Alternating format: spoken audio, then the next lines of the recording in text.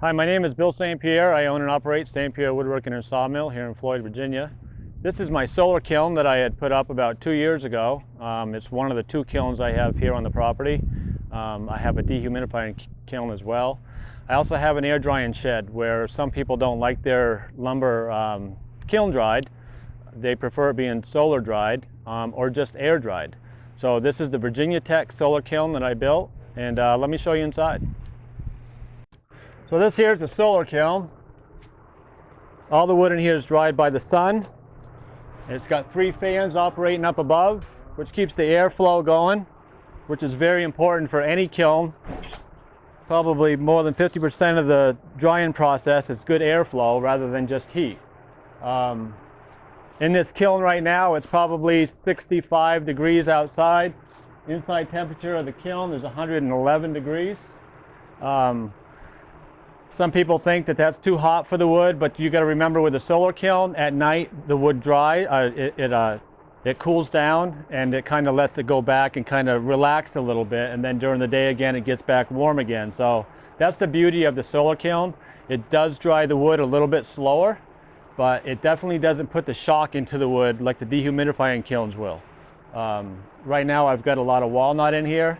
I've actually got a sinker cypress in the back, which obviously was very waterlogged. We let it dry for about 2 or 3 months before we put it in here, so we didn't do any damage to that log as well. But all the valuable logs that I don't want to really do a lot of damage to, I make sure that they go in the solar kiln first.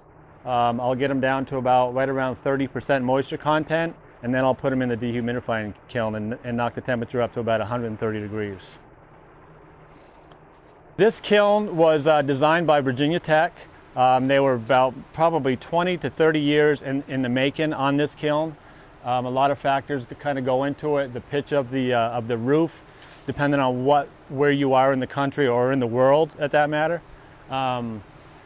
You know, this kiln's a little bit bigger than what Virginia Tech had designed, which means I had to put a bigger collector, which is the roof, and a little bit bigger fans for the airflow.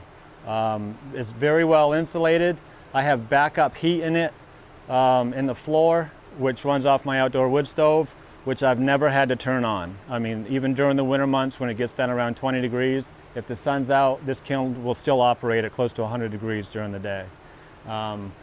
They recommend painting the inside black, obviously, which draws the sunlight in, and all the doors are very well insulated.